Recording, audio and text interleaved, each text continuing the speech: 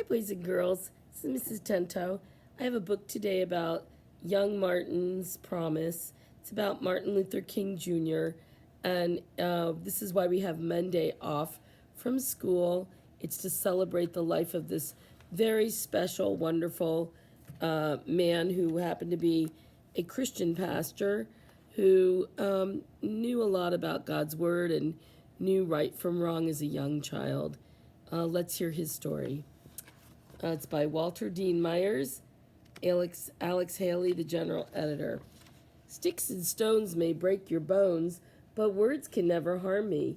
You've heard that one before, haven't you? If you have, you know it's only half true. Sticks and stones may break your bones. Words can do you harm, though. And they can. Rules are made up of words. Rules can do a lot of harm if they're not fair. They can even take away your freedom. And there isn't a greater harm than that in the world. This is a story of a boy, a young boy, who felt the pain of unfair rules. It is a story about how he learned that you can change what is wrong. Martin Luther King Jr. grew up in Atlanta, Georgia. Martin liked to climb trees. He also liked to play tag or catch with his friends on Auburn Avenue. Two of his best friends lived across the street from him. Like Martin, they were good ball players, and they were fast, too. But most of all, they were good friends. And there that shows both.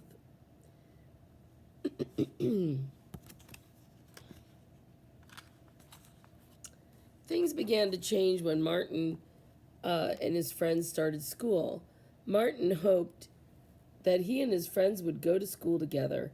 But in 1935, there were places where black children could not go to the same school as white children. When the bus came to pick up Martin on the first day of school, his friends were not on it. All the children on the bus were black. All the children at Martin's school were too.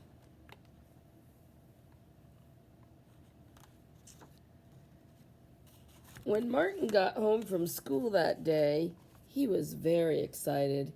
He couldn't wait to tell his friends about his first day of school. As he jumped off the school bus, he saw that some of his friends were already playing ball.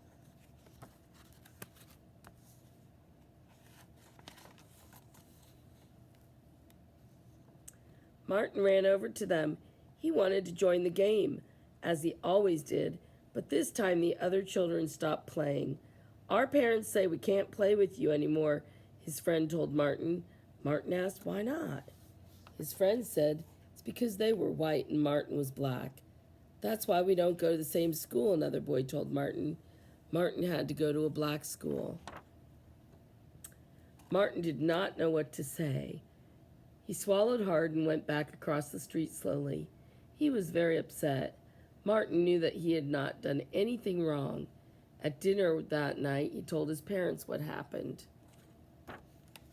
Martin's mother felt sorry for her son. In a calm voice, she told him all about segregation. Segregation means keeping things or people apart. The laws that said black people and white people could not be together in some places, such as school. Segregation was not Martin's fault. It still made him feel bad. He did not know why things had to be that way.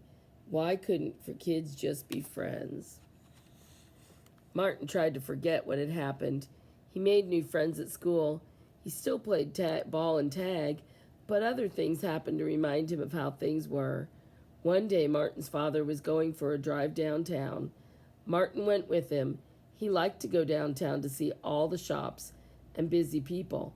Since Martin needed new shoes, they decided to stop at a shoe store.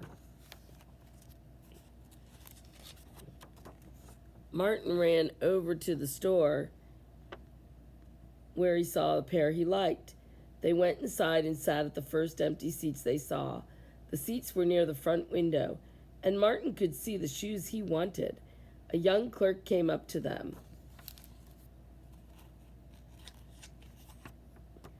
I'll be happy to wait on you if you'll just move to those seats in the rear, the clerk said in a low voice. There's nothing wrong with these seats, Martin's father said. We're quite comfortable here. Sorry, said the clerk, but you will have to move to the rear of the store. We'll either buy shoes sitting here, Martin's father said, or we won't buy shoes at all.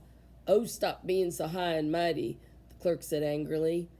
That is the only place we serve black people. Martin looked up at his father. Why was the man yelling at them? Why was he angry? All they wanted to do was to buy a pair of shoes. Then Martin's father took his hand and they walked out of the store without buying any shoes. As they drove back home, Martin saw that his father was angry too. He asked his father what had happened.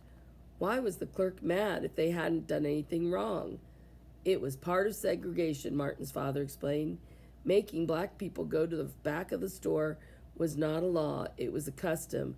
Customs are ways in which people expect to live. Many white people did not expect to sit with black people when they shopped. The clerk was mad because Martin's father would not go to the back. Segregation is stupid and cruel, Martin's father said. I'll always fight against it. Tears came to Martin's eyes. He hated it when people treated other people so meanly. I'll help you fight against segregation, Martin said, looking up at his father. I'll help all I can. From that day, Martin tried to keep the promise he'd made. He never forgot his friends or what had happened in the shoe store. He thought about the pain his father had felt. He even thought about how upset the clerk had been. He knew that anything that made people feel that bad was wrong. Back on Auburn Avenue, Martin often saw the boys who had been his friends. They still played ball, but without Martin. He would still speak to them in a friendly manner when he saw them. If their ball rolled across the street, he would still throw it back at them. Maybe they had to accept segregation, he thought, but he didn't. When Martin Luther King Jr. became a man, he worked hard to end segregation. He asked lawmakers to change the laws that kept people apart. He led people as they marched to protest the unfair treatment of black people. He spoke to thousands of people. He had said that bringing people together was better than keeping them apart. He told them of his dream that all children would one day play and study together. Because of Martin Luther King Jr. and others like him, the segregation laws were changed. So were the customs that keep people apart. Now all children can go to the same schools. Because of Martin Luther King Jr., kids of all colors can just be friends.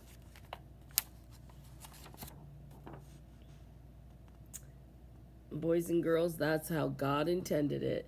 God made every color, every shape and size. He made us in his own image, and he would have wanted us to live the way Martin Luther King Jr. thought it should be too, where we all like each other, work to get along, work to be kind to each other, because he knew that God made each person and each person uniquely. And there you have it, young Martin's promise.